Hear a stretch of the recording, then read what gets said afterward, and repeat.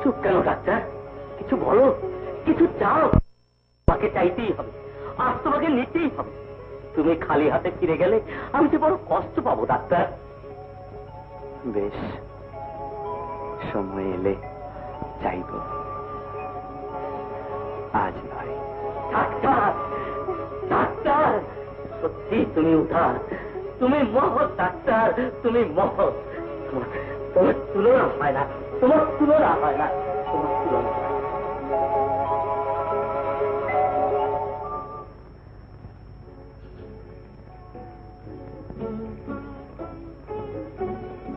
একটা কথা জিজ্ঞেস করবো? করুন।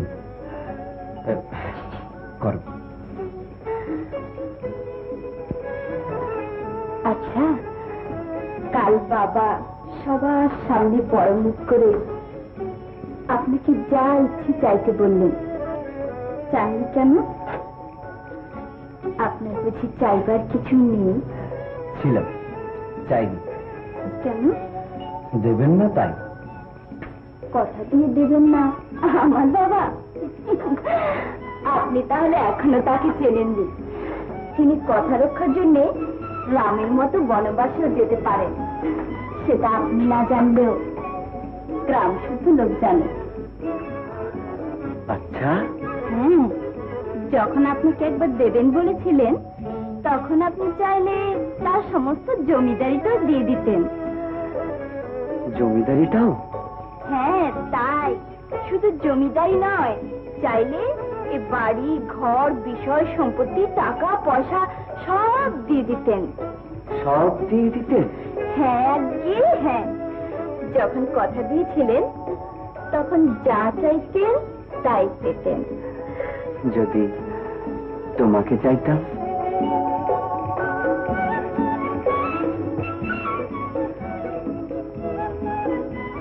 চাইলেই পারতেন। দিতেন না, দেবেন না, দিতে পারেন না। আমি জানি, কথা দিয়ে তিনি পৃথিবীর সবকিছু আমাকে দিয়ে দিতে পারবেন। দিতে পারবেন না শুধু তোমাকে। আমাদের এই ভালোবাসা তিনি কিছুতেই সার্থক হতে দিতে পারেন না।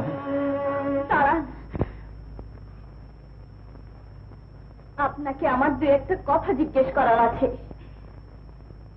জানি বাবা আমাদের ভালোবাসার মাঝে পাহাড় হয়ে দাঁড়াবেন, বাধা দেবেন তার সমস্ত শক্তি দিয়ে, কিন্তু তা সত্ত্বেও যদি আমার ভালোবাসাকে সার্থক করে তুলতে চাই, এর জন্য যদি পৃথিবীর সবকিছু ছেড়ে দিই, সবকিছু ভুলে যাই, মমতা ভালোবাসা কিছুই যদি আমাকে ধরে রাখতে না পারে।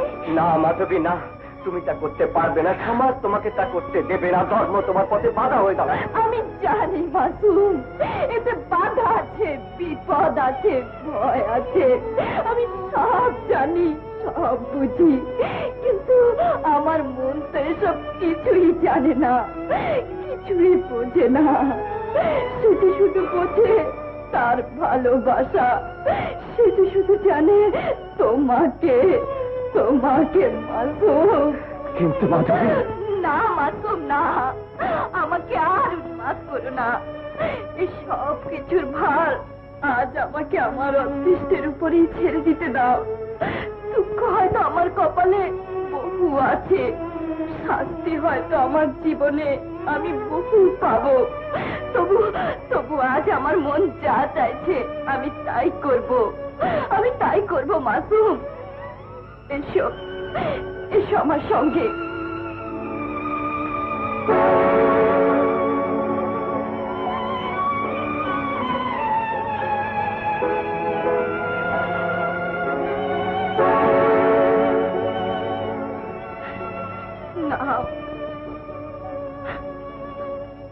তোমার স্বর্গীয় মায়ের তার পুত্রবধূর জন্য গড়ানো হাত আজ তুমি নিজ হাতে আমার গলায় পরিয়ে দাও।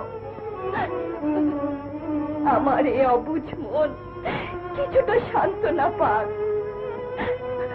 সে যে প্রতি মুহূর্তে আমাকে কেঁদে কেঁদে বলছে, হতভাগী, ভালোবাসার জীবনে বারবার আসে না, একবার আসে, টুকরে টুকরে বলছে, ওরে তুই তোর নিষ্পাপ ভালোবাসাকে অশ্রদ্ধা করিস নে, তার কাছ থেকে আশীর্বাদ নে, আশীর্বাদ নে।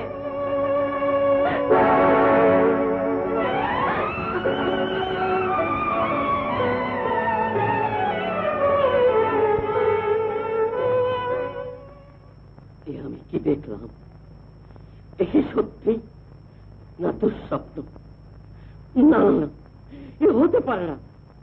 যা দেখেছি সব ভুল, যা দেখেছি সব মিথ্যে। না, সব সত্যি।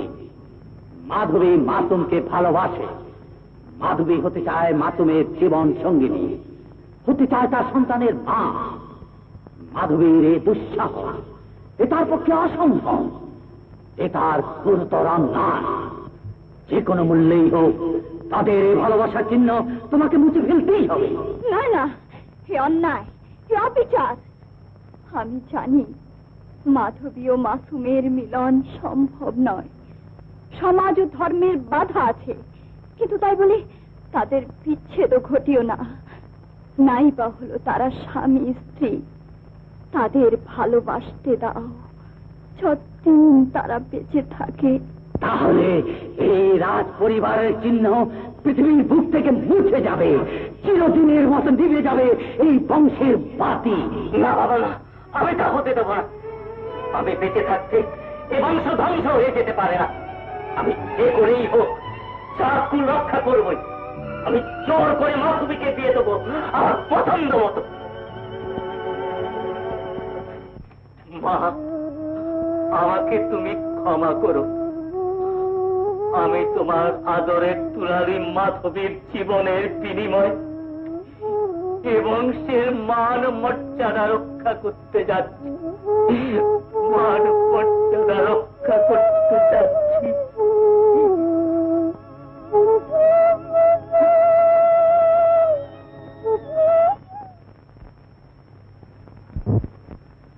আমি তোমার ছেলের সাথে মাধবীর বিয়ে দিতে চাই, যদি তোমার সম্মতি থাকে।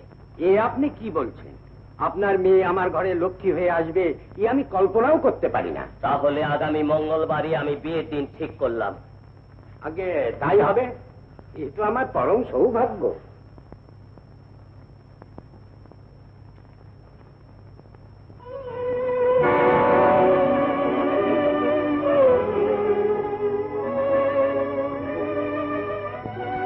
আমার যদি আর একটি পুত্র বা কন্যা থাকতো, তাহলে আজ আমি যা করছি তা হয়তো করতাম না।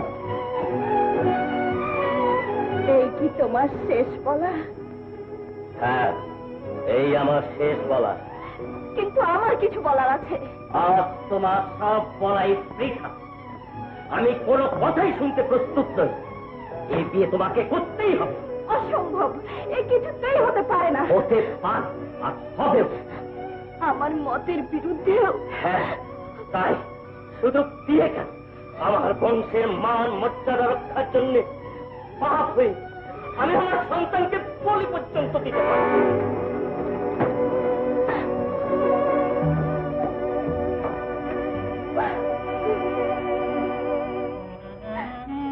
কি রাজা বাবু আপনি? হ্যাঁ, আমি। তবে রাজা হয়ে নয়, ভিখারি হয়ে। এ আপনি কি বলছেন? শুধু এই যে আজ আমি তোমার দুয়ারে এসেছি কিছু ভিক্ষা চাইতে। আমার কাছে চাইতে এসেছেন? আপনি আমার আপনাকে দেওয়ার কি ক্ষমতা আছে? আছে, আর শুধু তোমারই আছে। তুমি আমাকে উদ্ধার করতে পারো। তুমি আজ আমাকে বিপদ থেকে রক্ষা করতে পারো, বাঁচাতে পারো আমার মান মর্যাদা সব। তাই রাতের অন্ধকারে তোমারই কাছে ভিক্ষার ঝুলি নিয়ে আমি এসেছি। বলো, তুমি আমাকে দেবে? তুমি আমাকে কথা দাও, আমি যা চাইবো তুমি আমাকে দেবে। কিন্তু রাজা বাবু, কথা তো ছিল আপনার আমাকে দেবার, আমার আপনার কাছে চাইবার। না, তুমি চাইবে না। তুমি চাইলে আমি দিতে পারবো না, কারণ তুমি যা চাইবে তাতে আমার ক্ষমতার বাইরে। তাহলে আমাকেও ক্ষমা করবেন। আপনি যা চাইতে এসছেন তা দেয়া আমার ক্ষমতার বাইরে। না, না, ও কথা বলো না মাসুম, ও কথা বলো না। আমার এত বড় সর্বনাশ তুমি করো না, তাহলে আমি সমাজে মুখ দেখাতে পারবো না। আমার জাত কুল ধর্ম সব যাবে। তুমি আমাকে বাঁচাও মাসুম, তুমি আমাকে বাঁচাও।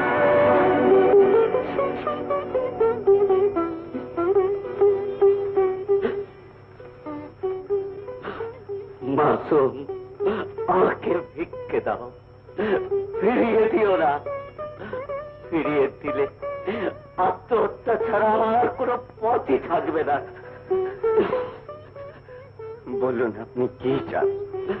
মাধবীকে ফিরিয়ে দাও, তাকে তুমি ভুলে যাও, তার জীবন থেকে তুমি সরে যাও। একবারও কি ভেবে দেখেছেন মাধবীকে ফিরিয়ে দিলে আমার জীবনে কি বাকি থাকে? তাকে ভুলে গিয়ে আমি কি নিয়ে বাঁচব? ওর জীবন থেকে সরে গেলে আমি কোথায় গিয়ে শান্তি পাবো? আমি সব জানি, সব বুঝি, কিন্তু আমি যে নিরুপায়। আবার ভেবে দেখুন, এটা শুধু আমারই নয়, মাধবীর জীবনও নষ্ট হয়ে যাবে। আমরা যেখানে যে অবস্থাতেই থাকি না কেন, জীবনে কোনো দিন কেউ কাউকে ভুলতে পারবো না। মাসুম, আমি সব জেনে শুনেও আজ এক নিষ্ঠুর, নির্দয়, অত্যাচারী পাপ হয়ে সন্তানের কাছে এসেছি তার সুখ শান্তি ছিনিয়ে দিতে। আমার সুখ শান্তির বিনিময়ে যদি আপনার জীবনে সুখ শান্তি ফিরে আসে, আমার অশ্রুর বিনিময়ে যদি আপনার মান মর্যাদা রক্ষা পায়, তাহলে দেব। আপনি যা চান তাই দেব।